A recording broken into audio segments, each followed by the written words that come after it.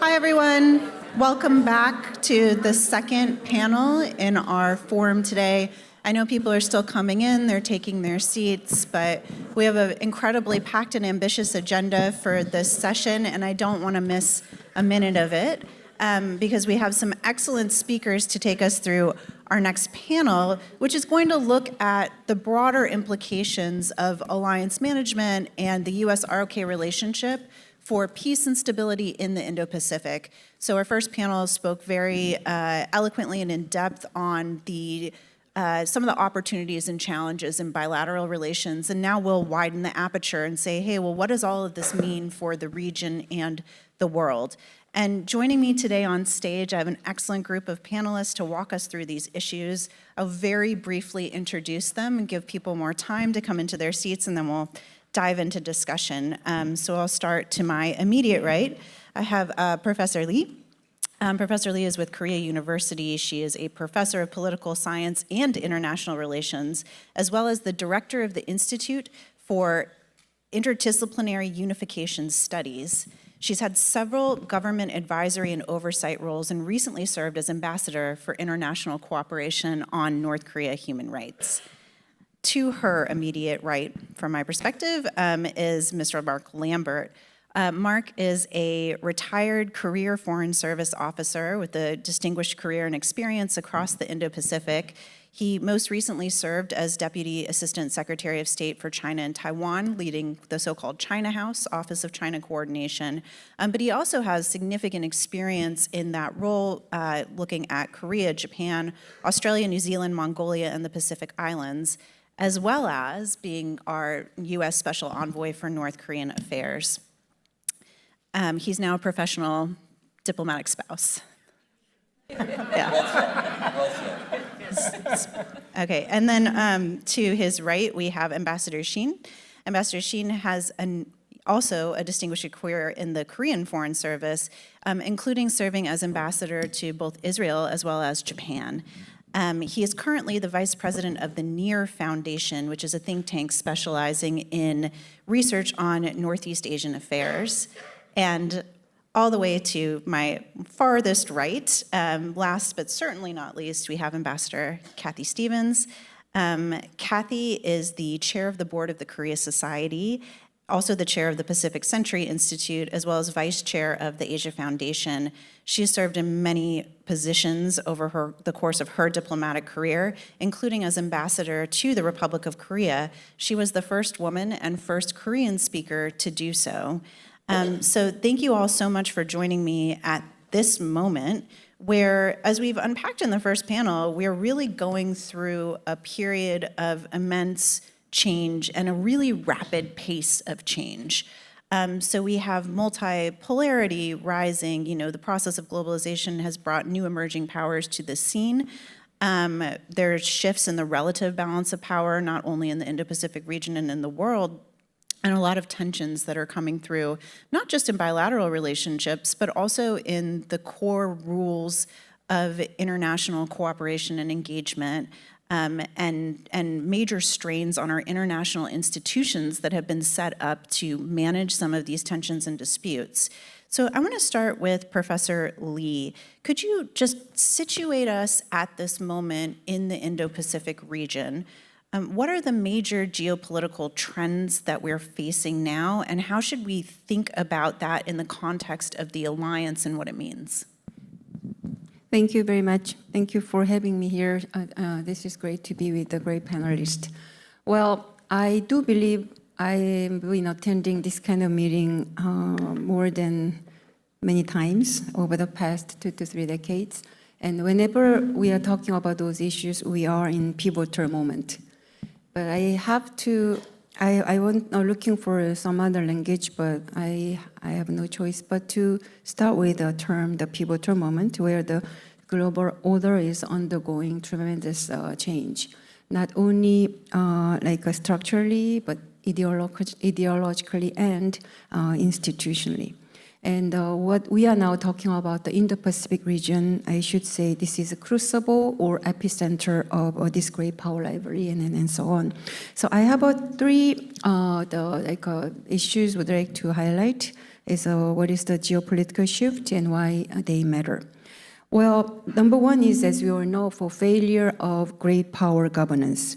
And there I see at least a triple trap. The first is a great power rivalry. Well, as we know, also succeeded as trap, a risk conflict in flashpoint like the Taiwan and South China Sea and etc.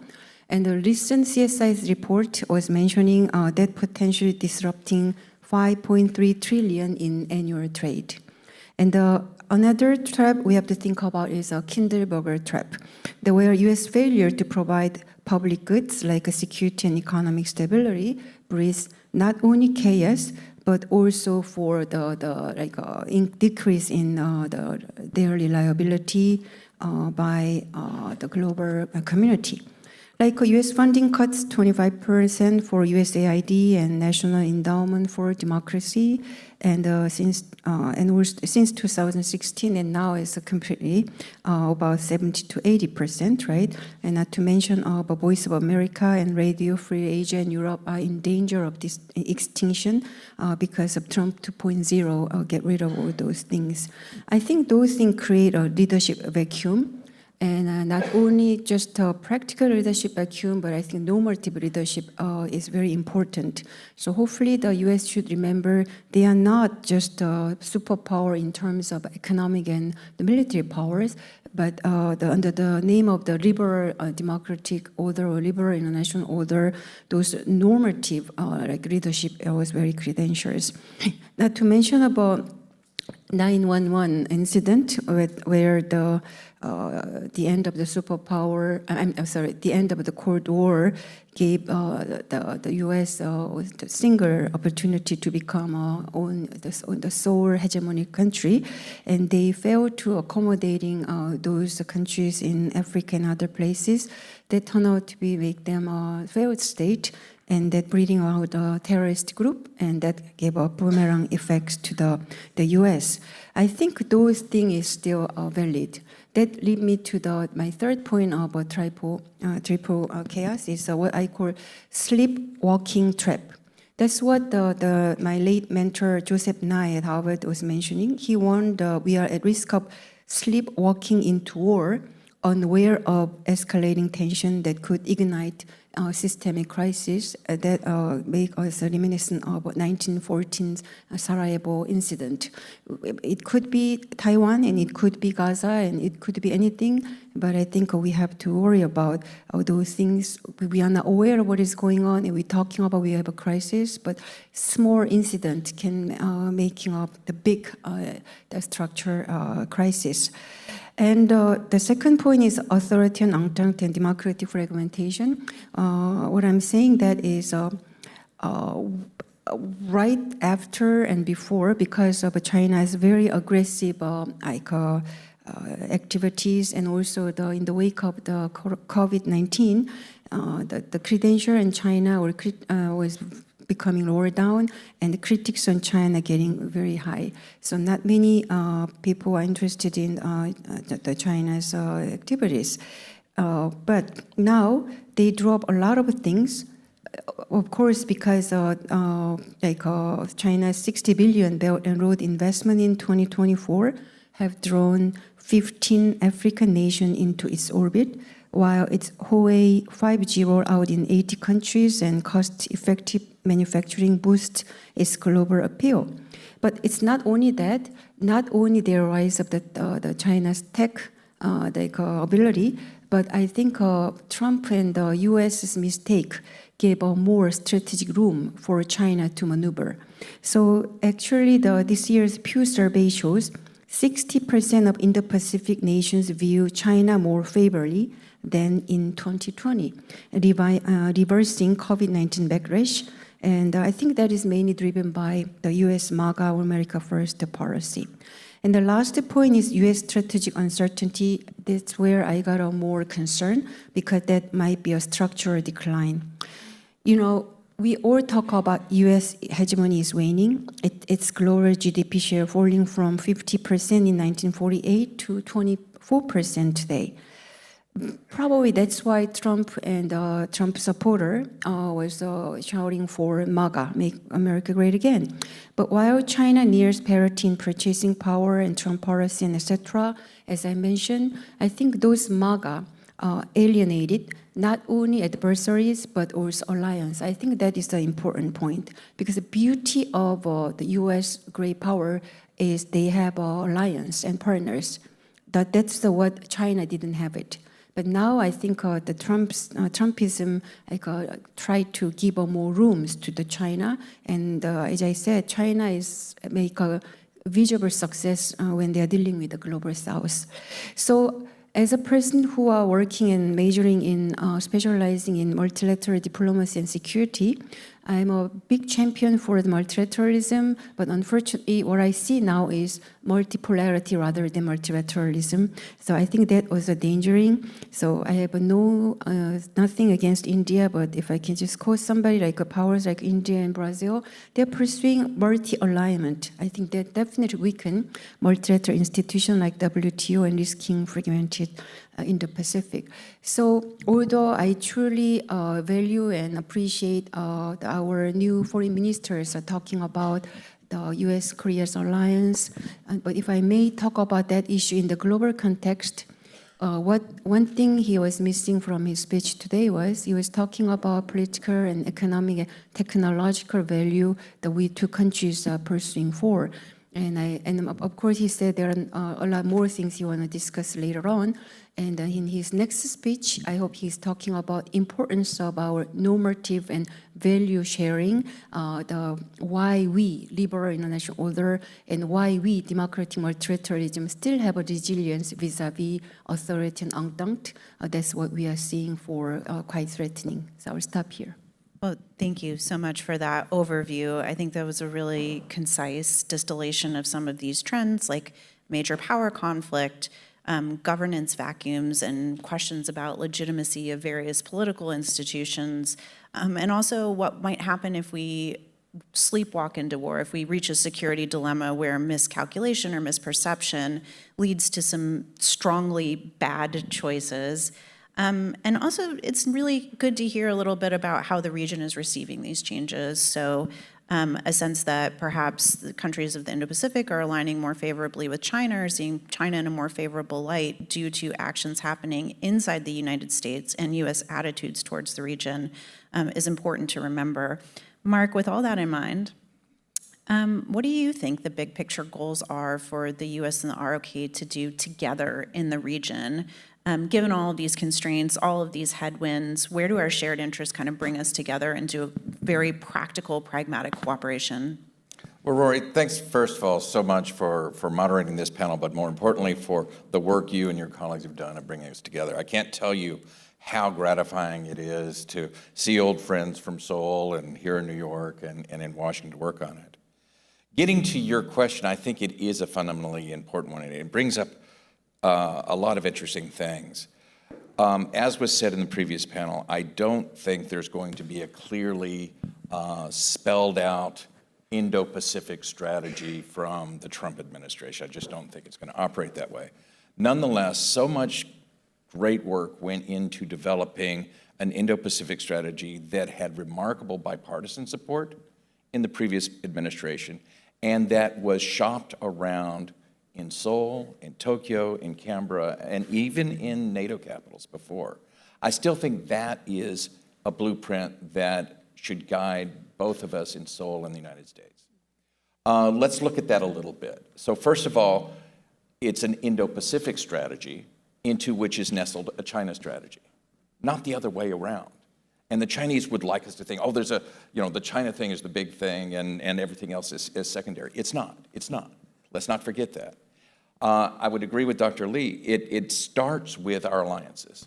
And I always think we have to go there. The United States has 7 alliances. Japan, Korea, Australia, Thailand, the Philippines, NATO, the Rio Pact, which is the one everyone always forgets. We have strong friendships with Singapore, with Mexico and others, and those are important. But then there are other relationships that we need to work on, talking about the goals we have. And those goals, I think, are easy to spell out. We want countries to have freedom of movement, to deter aggression, be that aggression from the DPRK, from China, from the Sino-Russian bloc, whatever. We want to promote the free flow of ideas and commerce and technology as appropriate. Now, that's under threat with tariffs and other things, and I know we can talk a lot about that, and I think Wendy really spelled out the challenges there. But at the end of the day, these new technologies have tremendous potential for good or for evil. You know, artificial intelligence, quantum computing, next generation semiconductors, biotech, which is the one that scares me to death. Those things are very important, and how those things are administered and monitored and the rules under which they're developed are very important. And those are going to be done in international organizations. We need to work together. Finally, and I would agree very much with Dr. Lee, the rule of law, free flow of ideas, enforceable contracts, openness is under fire. Seoul and Washington have both been criticized by authoritarian regimes for the day of democracy is over. What a lot of authoritarian regimes have criticized of what recently happened in the regime change in Seoul, I would argue is a strength. You know, the peaceful transition of power, and hats off to conservatives in the National Assembly who they obeyed or they followed what was right to move forward. In my country, we're very divided right now. Don't count us out. We're going to get through this, and I think we're going to come out the other end stronger. That's what we need to be doing. And finally, it needs to be a positive message.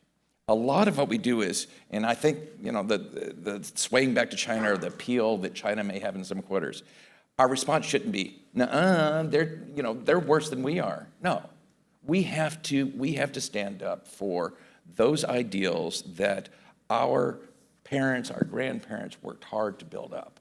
Those core principles that make us stronger as a people. I think that's what we ought to be doing.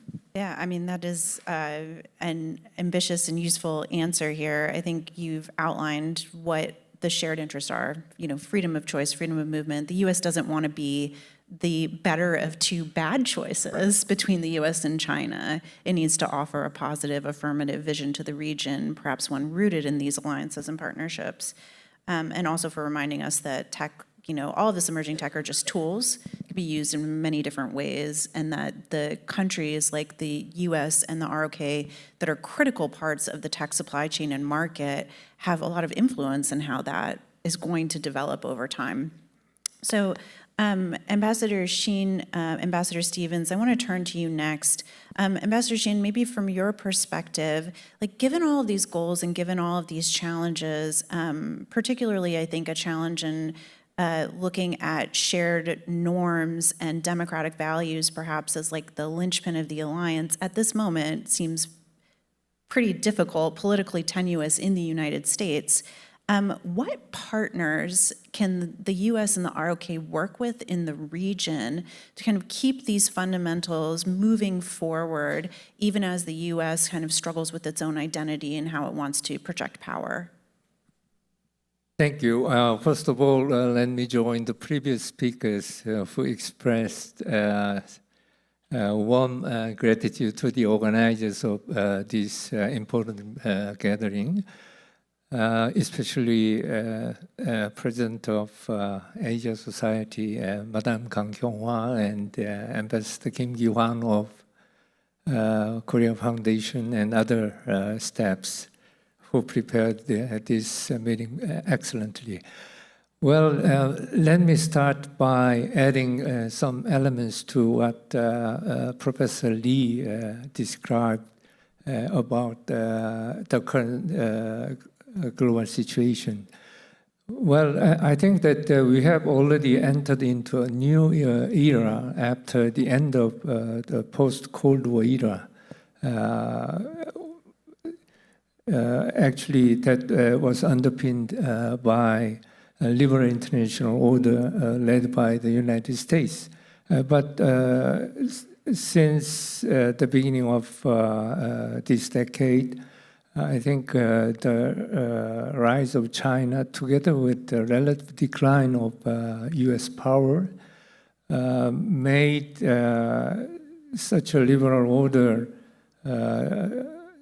being sustained because under the Trump administration, the first and second, the United States is changing tactics toward its alliance system.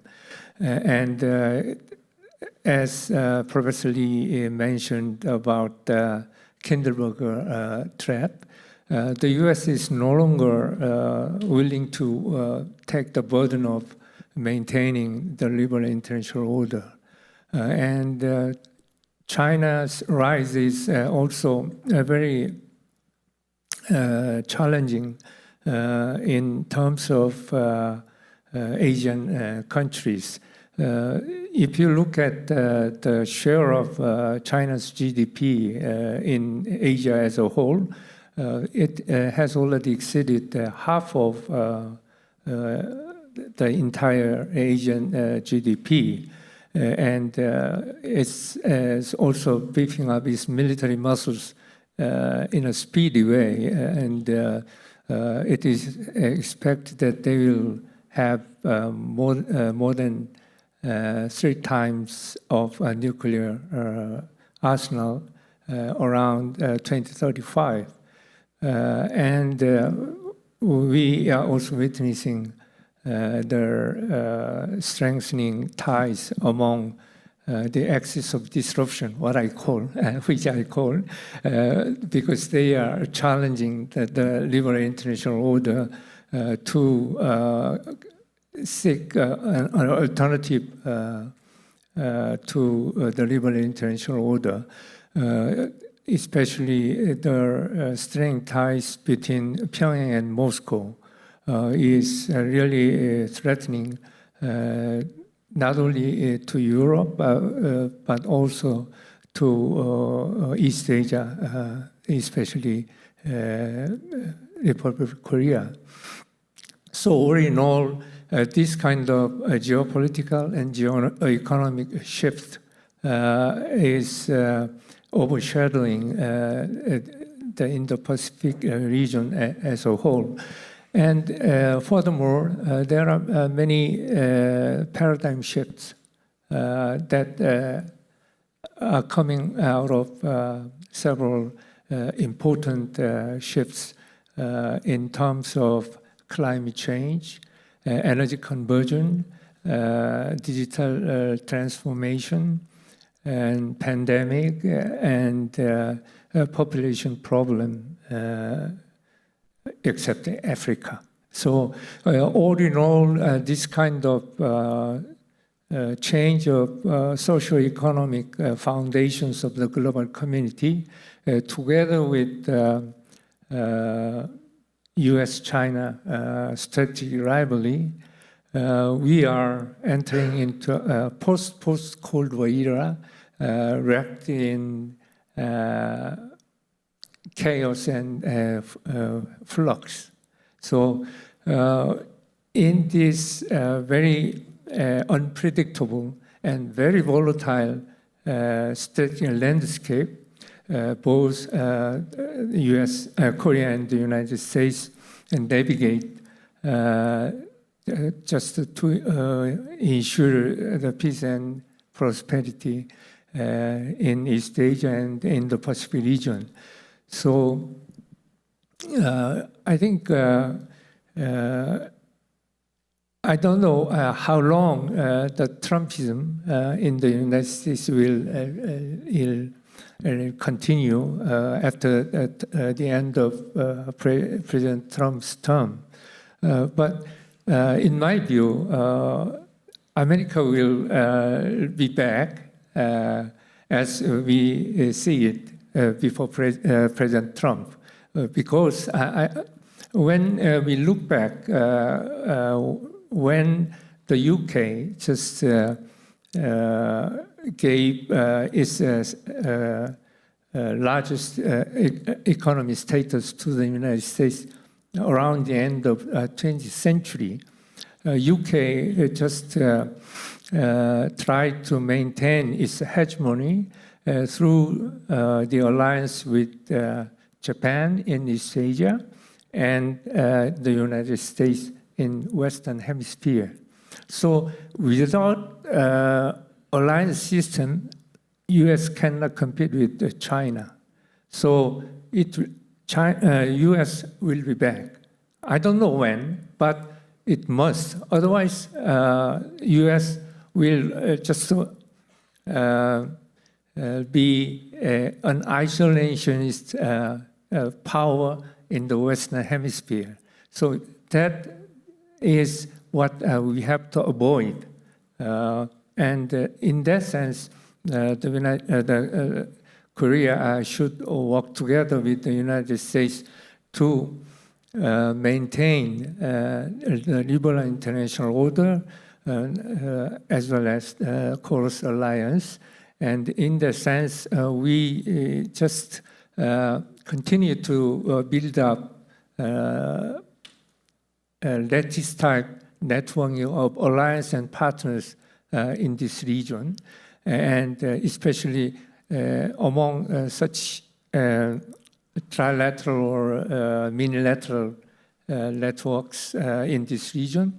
I would like to emphasize the importance of Korea, US, and Japan trilateral partnership, which has been upgraded by the Camp David Accords 2 years ago. So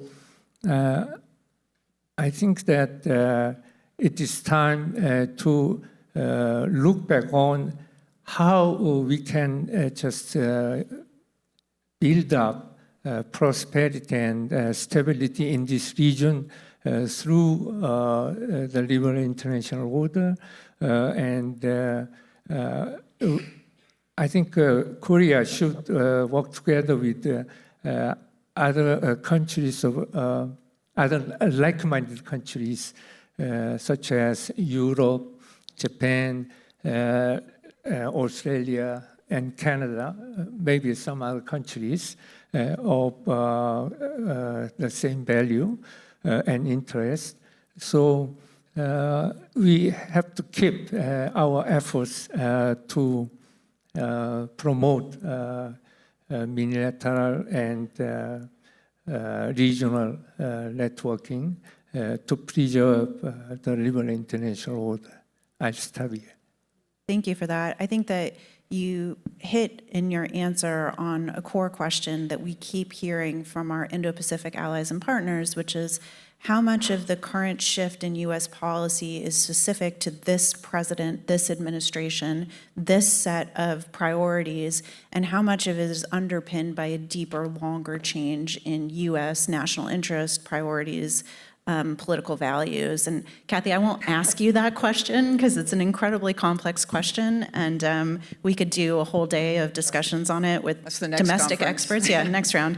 But I would like to get your sense of where the US and ROK can promote or engender that type of minilateralism and strategic flexibility in the Indo-Pacific at this moment, understanding that this U.S. administration is very focused on bilateral relationships, and that, you know, we're still in this era that's, or it's called it post-Cold War, but I would call it, you know, this era of flux, where you know, countries simply haven't quite decided what the future looks like and therefore what they can do to shape it towards their interests. Are there countries, groupings, particular issue sets like digital transformation, climate change, energy transition, where that fruit of cooperation might be more readily bearable? Yeah, I think it's a great question to think about, and I won't try to answer it comprehensively. But I do want to say, first of all, thanks to President Kang, President Kim, Asia Society, Rorry, for organizing this. That first panel was terrific. We have a terrific panel here, and I feel like I'm trying to think, what can I say that hasn't already been said that people have already said better? But maybe I'll try to be kind of more specific, if you like. But I would say, I have so much to reflect on here. You know, Ambassador Shin, you said something along the lines of, the U.S. can't really carry out its China policy without its allies and partners. We all know that, but we also know that certainly in the first term of the Trump administration, President Trump was not convinced of that. There was a strong institutional bias, which remains, I think, in both countries, that indeed that's the case. These are our allies and partners are absolutely essential. They're the crown jewels. They're part of what makes America great, if I can coin a word. But I'm not sure that the Trump administration's Asia policy is totally fleshed out yet. We've talked a lot about tariffs. That's clearly the economic issues are driving us, very much a part of the alliance and where we go forward and what we need to include and what we talk about. But I think the jury's still out on how important allies and partners are going to seem in the Trump administration's policies going forward. And indeed, as we've already talked about, the uncertainty over how the bilateral relationship even between Seoul and Washington develops, and the first panel was so terrific on that. But all that said, to get right to it, what are some things, I think actually South Korea could play a very important role, even in sort of filling the gap, if you like.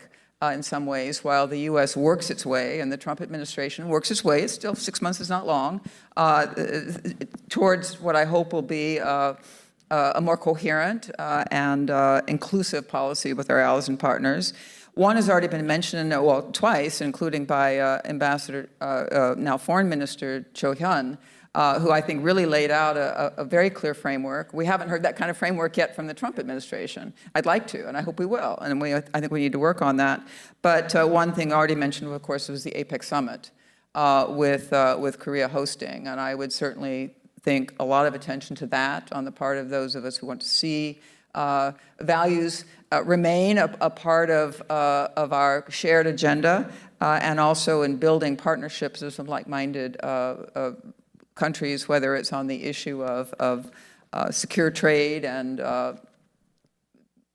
our policies with China and with everything else. I would just mention too, and you've already mentioned again, Japan. To me, it's very interesting that it seems to me that I was a little skeptical, honestly, as someone I've been out of government for a long time, so I can say these things. I was a little bit skeptical of that the Camp David kind of moved so far forward, leaned so far forward that it was going to have a bit of a backlash. It didn't, and it still seems, it seems to me that you can never say things have changed forever, irretrievably, but I think we're in a very different place, if I may comment on South Korean public opinion, generally speaking, when it comes to the South Korea-Japan relationship, as indeed has already been discussed with respect to South Korean attitudes about China. So I think that for the Trump administration, I would hope looking at that trilateral relationship and thinking about how to build, as well as the bilateral between Japan and Korea, could be very helpful for shared goals going forward. And just one other comment. I was, again, on the last panel, there was a conversation about Korea perhaps diversifying, both on the economic side and in other ways, its important relationships as kind of a hedge, and diversify in this case, not including China so much, but other countries. I might look at it kind of another way. I do think Korea's diversifying, but I also think that's been an important part of the alliance and making the alliance more vibrant, stronger, more relevant for well over a decade now. Danny knows well the work on this, as well as the bilateral relationship became more and more focused explicitly in terms of summits, in terms of the work we did on the ground with our partnerships in Southeast Asia, in India, sometimes multilateral, sometimes trilateral, sometimes bilateral. But I think we really, on the United States side, increasingly understood that Korea's increasing capacities and relationships with these other important countries, and dare I say, Korea's soft power, as well as its economic power, I include that, or smart power, all those things were a plus not just for Korea itself, but for the United States. And I hope that's something that Korea, and regardless, can encourage the Trump administration towards, but also continue to do itself. For example, as the U.S. has at least temporarily kind of more or less left the field of foreign assistance and other forms of soft power, I think Korea and Japan and others have a very important role to fill, and I think that should be welcomed by the United States, and indeed I think it can be the Trump administration, I hope, over time. Absolutely. And I think let's talk a little bit about Korea-Japan relations and trilateralism. So several panelists have brought up, I think it came up in the first panel as well, that there's this opportunity for the U.S.'s Indo-Pacific partners to step up as leaders of the liberal international order while the U.S. is figuring its stuff out. But I think that what we saw in the first Trump administration was that it was, Shinzo Abe in Japan that really took that mantle up as a very strong leader. Japanese politics have changed. Even this weekend, we saw some, nationalist gains in the upper house of Japan's parliament. So, Mark, maybe just quickly over to you. What do you think the future of US-Japan ROK trilateralism is? Are we at a place now where public opinion is quite durable on these shared interests? And, regardless of what happens in domestic politics in Seoul, Tokyo, or Washington? I think this question today, yes, I think it is durable, but it can be screwed up by any of the three parties. There are all sorts of issues, and there are adversaries out there in Pyongyang, in Beijing, and elsewhere who would love to split it up, because from their vantage point, the three countries working together is a bad thing. But picking up on Kathy's riff of, we, for whatever reason, I think we shot ourselves in the foot by destroying USAID and our ability to counter disinformation. There's a void. It needs to be filled. There are food security issues, health issues, other issues that need to be addressed. Korea crossed the Rubicon in many ways when it deployed to West Africa to fight Ebola. That was historic. And I think there's a lot that can be built upon that. JICA, COICA, the EU's foreign development assistance, Australia's and others can fill these voids. I think it could be led by, if not the trilateral US, Japan, Korea, a deeper bilateral Seoul-Tokyo discussion. The work that went into building the lattice work of relationships, I think a lot of us are very proud of that. The fact that Korea is a member in good standing of the Asia-Pacific Forum with NATO.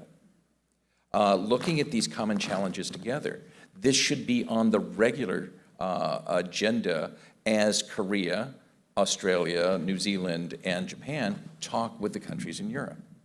As an American citizen, I would love to see the United States continue to play a leadership role.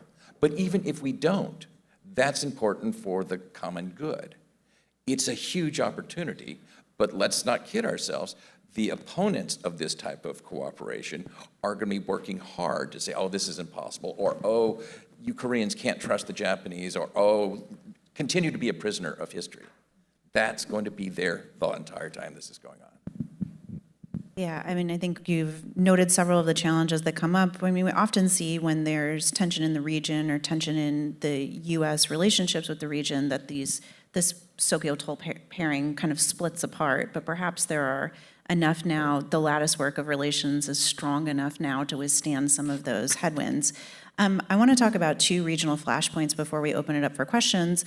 One, obviously, is the North Korea nuclear development. What is happening with North Korea diplomacy? We now have a president in the United States that is very active, has been very active on North Korea diplomacy, seems to want to have that as one of the pillars of his longtime legacy. But also, as we heard from Foreign Minister Cho, a note that dialogue and diplomacy with the North is equally as important as strong defense in managing stability on the Korean Peninsula and avoiding war. So let me turn it first to Professor Lee. Could you just talk a little bit about where we're headed with North Korea policy in Seoul and what you think kind of the future of that policy might look like over the next few years? Okay, I understand that we have afternoon sessions to delve into this issue, but if I can briefly touch upon two things. The first is we talk about the close military ties between Russia and North Korea, right? That made the situation of the peninsula go beyond the Northeast Asia, because that will affect all the broader region and the global atmosphere.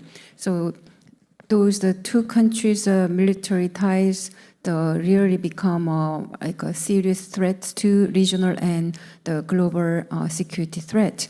But that we've been talking about it. But what I'm concerned about is our new government's approach to the North Korea.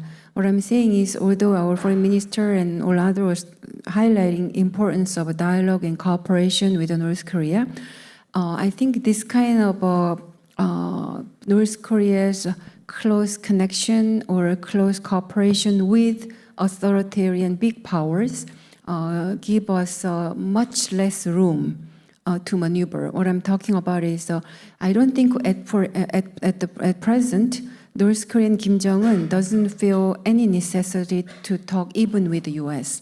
because the authoritarian entente is sufficient enough for him to consolidating his regime. So I'm a little bit concerned about our genuine goodwill to negotiate and also build up some dialogue with North Korea can give us, I'm talking about South Korea, even vulnerable the places. So that's, I think, we have to consider about that. And also, as a former ambassador of International Cooperation of North Korean Human Rights, I'm concerned about the human rights switch is turning off again. Well, over the past 2 to 3 years, I think U.S. and Korea and UN and all of Europe, of course, not to mention Europe, that we've been working very hard to do something for improvement of the North Korean human rights, and try to globalizing these North Korean human rights issues to go beyond North Korea and to worry about all other forgotten crisis zones. But nobody appears to talk about human rights issues anymore. And also, what I'm talking is, I finished my term last July, and because of those Korea's domestic turmoil, we have no ambassador who succeed me. And the Julie Turner, who's been working very hard for 1 year, and then the Trump came in and she has to resign. And also the United Nations, they have Russia, who is very supportive and defensive of North Korea, get rid of those sanctions and expert the monitors group. So the sanctions and human rights and all those things are at least temporarily gone. So for that, I think we really need to something to do it. For that, well, previously I was talking about solidarity or cooperation among like-minded countries is very important. While it's still value, I think we have to think about like-situated countries as well. So both like-minded and like-situated countries has to do something together to fill the void of what Trumpism left. So what I'm talking about is, while multilateral cooperation among liberal democratic countries are important, but based on that strong the basis, I think we have to expand our persuasive or cooperative efforts to non-like-minded countries. Probably not all countries can be aligned with our value and norms, but still probably they believe in the importance and significance and value of universal human rights, universal democratic ethics, or universal individual freedom, right? So those countries, I think we have to make a strong and like a persuasive outreach. That's what I call hybrid multilateralism. So democratic multilateralism together with that hybrid multilateralism is significant to like modeling through what we call for now for the crisis period. So if I have another chance to talk, I would like to talk about trilateral cooperation as well for Korea, US, and Japan. Sure. Well, we'll get to that absolutely if we can. But I want to turn to Mark as well. So Professor Lee has outlined kind of two thoughts. One, and I think other panelists as well. One is that there is this emerging axis of what we think of as authoritarian countries, China, Russia, North Korea. Seems like they're working, if not completely in tandem, on a similar set of values, priorities, and narratives, right? And Professor Lee also talked about how important narrative is, especially in this political context and information environment. Narrative is incredibly important. So what should our narrative be with regard to North Korea? Where should we is there a sequencing that needs to be involved in reaching out to non-like-minded countries? How do we kind of look at the diversity of political opinion around the world and try to build a strategy that's effective in addressing North Korea's proliferation? I may be a little myopic because I worked on it under the first Trump administration, but I do think there's some kernels from that experience that are still relevant. Number one, you have to point out clearly the shortcomings of the DPRK regime. It's abhorrent.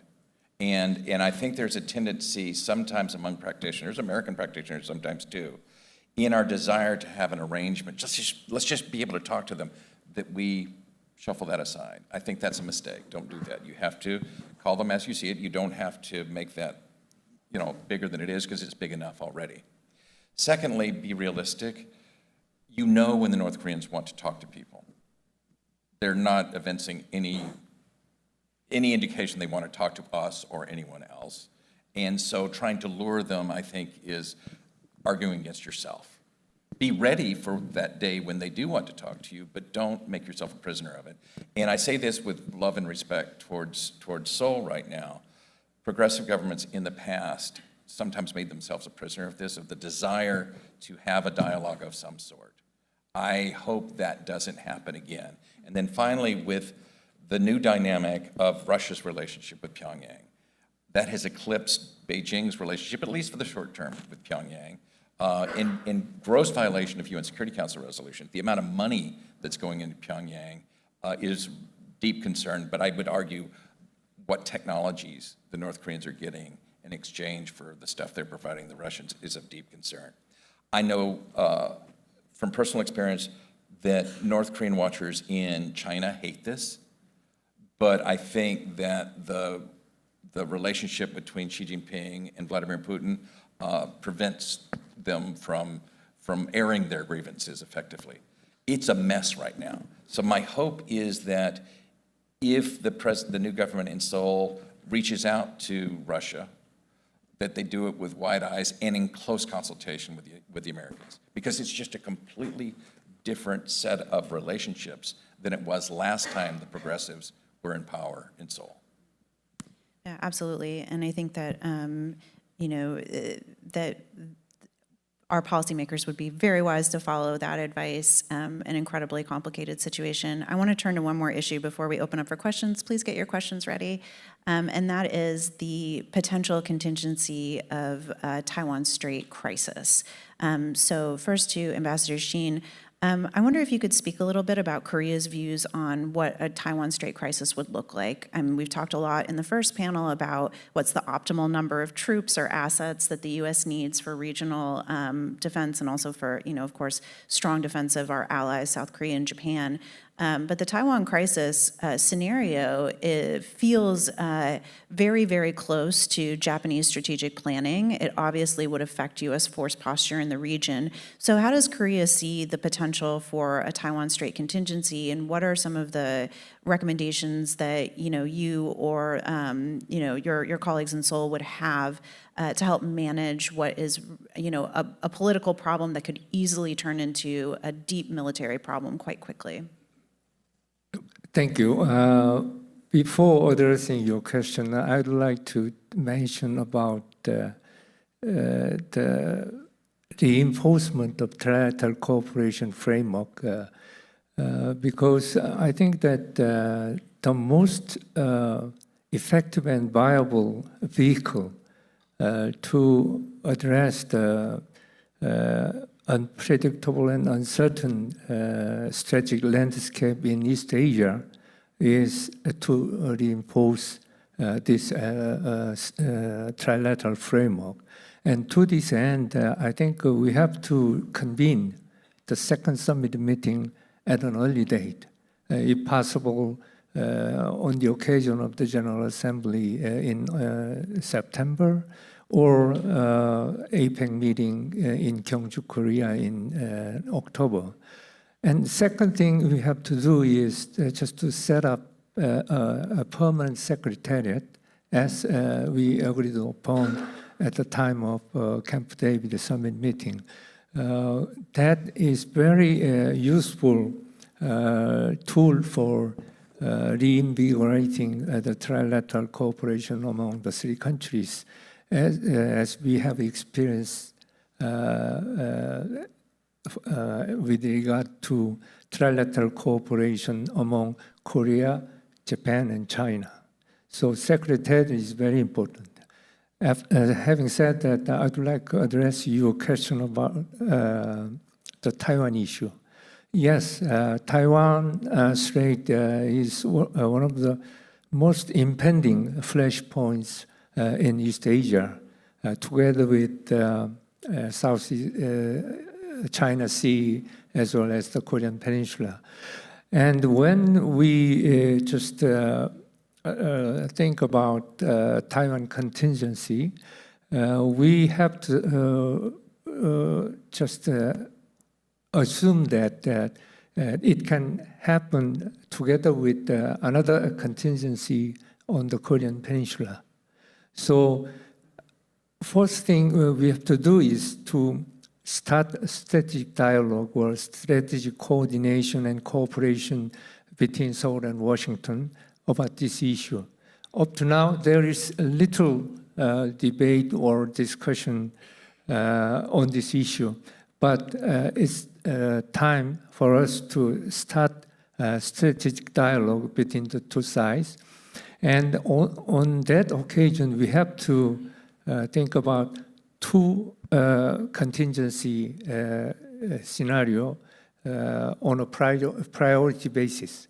So in that case, Korea should just confine itself to addressing the contingency from the north. Of course, we have to get assistance from the United States with regard to the nuclear use of nuclear weapons by North Korea, as mentioned by Dr. Kim at the first session. So on that basis, maybe we can have some strategic flexibility about US troops in Korea and maybe some logistical support for US operation in this region. But what is most important is to prevent and deter such contingencies through very strong and robust trilateral cooperation together with the Philippines or Australia.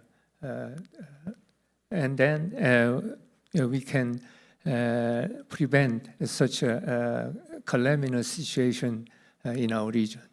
Great, thank you for that. Yeah, I think that the deterrence issue is probably top of mind for a lot of policymakers in the U.S. and the region. Professor Lee, you had a quick comment on this. Very quickly, speaking of those, the Taiwan and other issues, we have to remember now the tariff or the defense spending. That is important, but more important thing is how we can define U.S. forces in Korea now.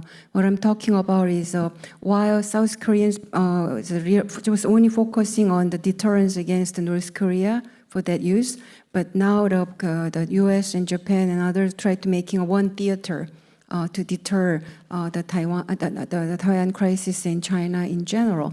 So how we can define the role of U.S. forces in Korea is a very significant issue. For that, I think we really need the President Trump and Lee Jae-myung should meet in the earliest possible. Right. It does seem that an early meeting between the presidents would define some of these goals and priorities such that strategy could be built around them rather in a comprehensive way, in a bilateral way. Ambassador Stephens, we talk a lot about what could happen in a Taiwan contingency. Obviously, that is my nightmare scenario. But a lot is happening already to increase tensions and build towards that in gray zone activities, not just around Taiwan, but in the South China Sea and over many maritime territorial disputes. Is there something that the allies can do together in the region or efforts that could be drawn together in order to address the contingencies that are short of actual war? Yes, I think so. And I do think that the deterrence, as you mentioned, as well as quiet conversations between Washington and Seoul are very important. I mean, on this and on Taiwan contingencies, but also on this. But with respect to behavior elsewhere by China, I mean, I think we're seeing it already in Korea. And I didn't follow it closely, but I know that the South Koreans have been very concerned about the Chinese activity in the West Sea, or the Yellow Sea. I don't know, and maybe you do, what kind of coordination there's been, but we do have a shared interest in following this and trying to respond in a coordinated way, which doesn't mean that everything's going to be, I don't think everything has to be trilateral or bilateral, but to have a very clear conversation and to share some of our concerns. And I think on the part of the US, certainly over the years, we've, I think, welcomed and continue to welcome South Korea's, we've mentioned military budgets, but its growing capacity, including its naval capacities. I mean, it has built up quietly. But that's my second point, I guess my point would be, it's better for a lot of this to happen fairly quietly. Yeah. And I think there's a lot more is possible, particularly for South Korea, where the public does follow this very closely, where they are highly sensitive to the reaction from China. And I think for the United States, it's best to, not say, don't worry about the reaction from China or from your public, but to say, I mean, obviously we're democracies, we share things, but we shouldn't make sort of declaratory statements about what we're going to do or might do, the sort of litmus test of how close the alliance is or how close we're working together. So there's a very quiet part of this. And if I can say on the Taiwan, I mean, I'm adding just a general point, Taiwan contingency, we talked about strategic flexibility, OPCON transfer, all these things that come up. And I say as, a former bureaucrat, and I know we have students here too, we kind of throw these words around like everybody knows what we're talking about. But sometimes it is like, the blind men and the elephant or whatever it is. There is an historical context to all of these. And I'm not going to give a history lecture. I'm not qualified to do that.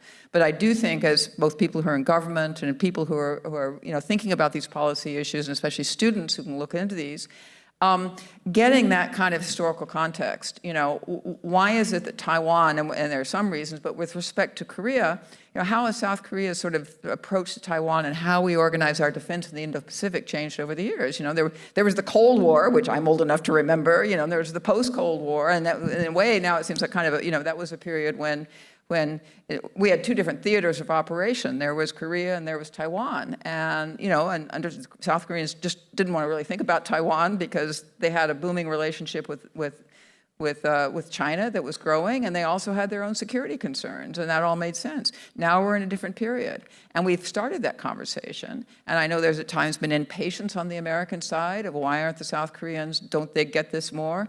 But that conversation has started, and it needs to continue. But I think knowing the historical context, and I could make additional points about, say, OPCON transfer. Sometimes you just need to dig a little bit deeper, and I think that's one of the things that the Trump administration, I hope, as any new administration, they're not so new, coming in, will be able to do. Yeah, and certainly something that places like this at the Asia Society could spend more time on understanding the historical and cultural context that brought these countries together. I want to turn now to the audience for questions. We'll take at least two, and then we will turn back to our panelists for final answers. So right here and then up in the back, please.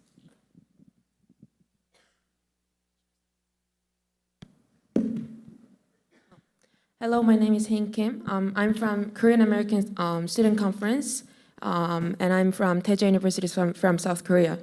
So I have a question specifically for Shinhwa Lee professor. I was really inspired by your new approach to the direction that the trilateral, ROK, Japan, and US should go. So particularly you mentioned that we have to make sure that the North Korean human rights issues should be considered significantly in other nations, even though they do not agree with the liberal democracy, the democratic value, but since they were humans, so they will be interested in the human rights itself. So you mentioned that you are trying to using that strategy like that. But in my opinion, even though it's on South Korea, it is not sure that in this regime, the North Korean human rights report will will not be published. We are not sure about that. So even like South Korea, who has to be interested in that North Korea human rights issue, are not that interested. Seems not that interested. So it means North Korea human rights issue should be somehow give benefits to other nations so that it could be considered as a significant issue. Then what would be the strategies for like South Korea or other like nations to make sure that this issue can give benefit for other nations also? Okay, thanks for that. So how can South Korea draw attention to the North Korean human rights issue at a time when it seems that people are not that interested in it? Up here, please. Hi, thank you. First, I'd like to thank all the panelists for their great insight, especially during times of great uncertainty. Since we are in New York, I'd like to touch a little bit upon the UN and its role. Fortunately, we haven't seen a lot of positive developments on North Korean-related issues, be it non-proliferation or human rights.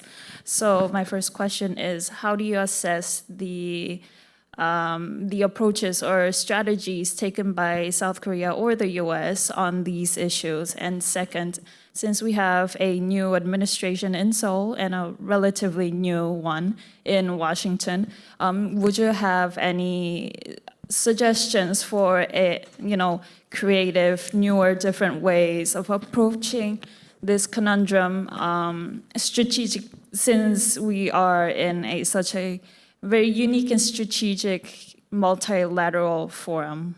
I hope that makes sense. Thank you. Okay, great. So what recommendations do you have on North Korea human rights and proliferation strategy in a time when international institutions aren't addressing it? We'll just go straight down the line if we can just keep our answers relatively brief on these two questions, both related to how do we draw attention to the North Korean issue at a time when it seems impossible?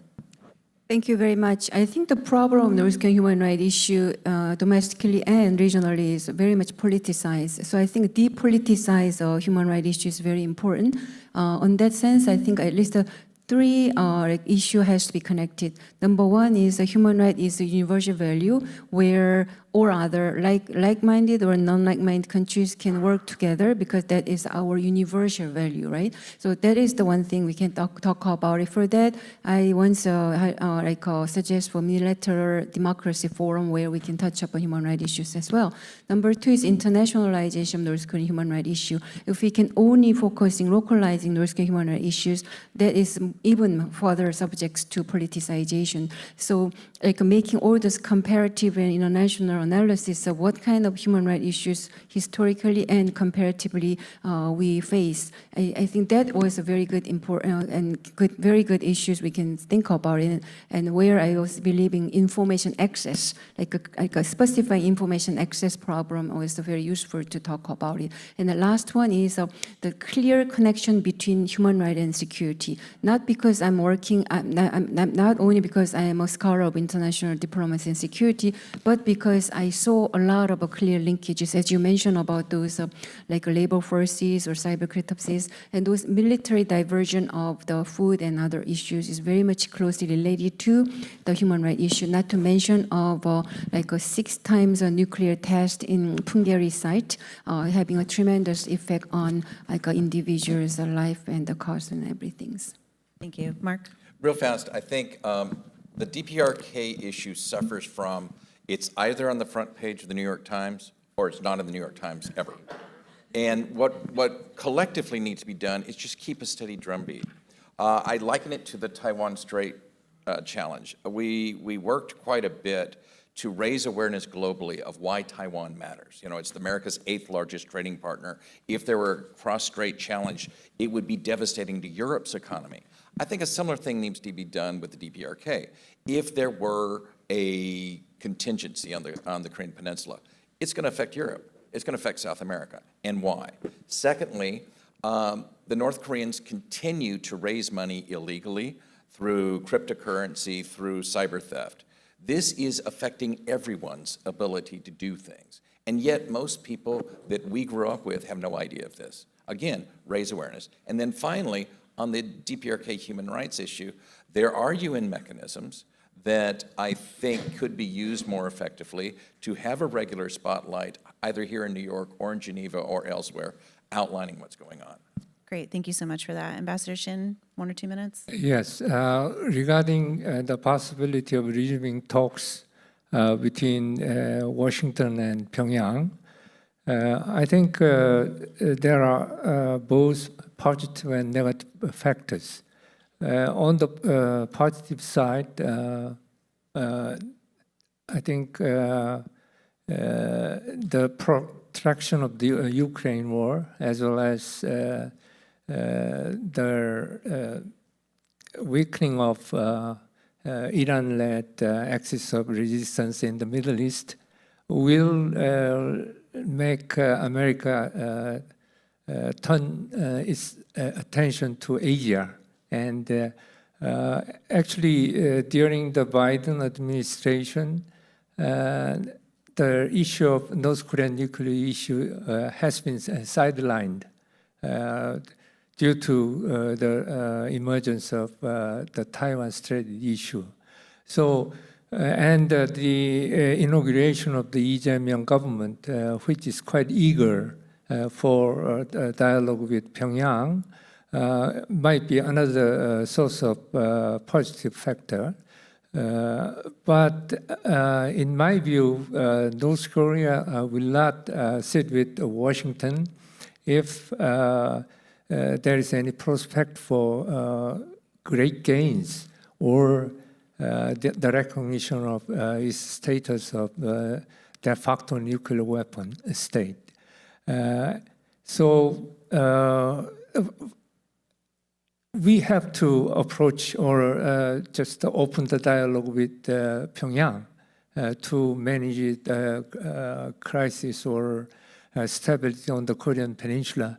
But for the time being, given the strengthened strategic position of the North Korea and the high stakes of the failure of the second nuclear talks with Washington, Pyongyang will not respond to such gestures.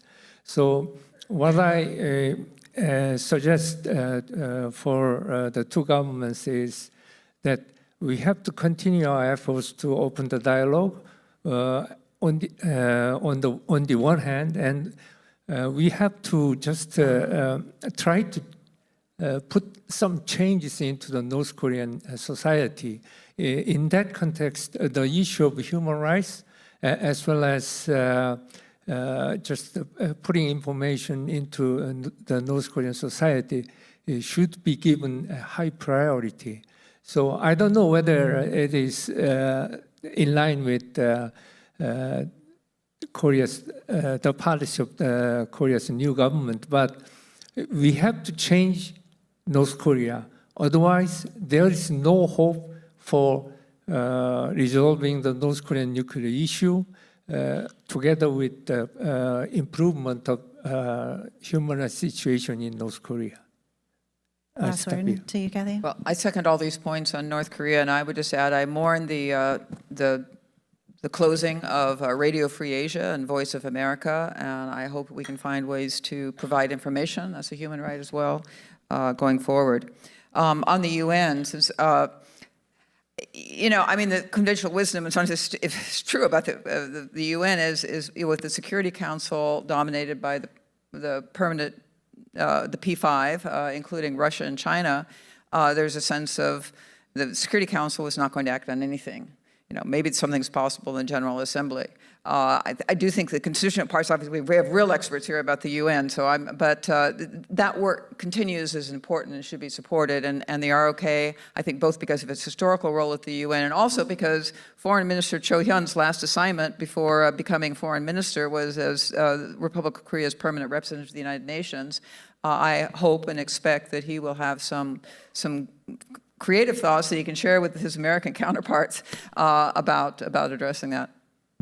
Okay, before we close by thanking our panelists for this excellent discussion, I also want to thank the staff at the Asia Society Policy Institute who made this happen, particularly Juliet Lee, our Director of Strategy and Engagement, Lily Scholler, who helps us coordinate all our events. So please join me in thanking the ASPE staff, this distinguished group, and thanks to all of you for attending.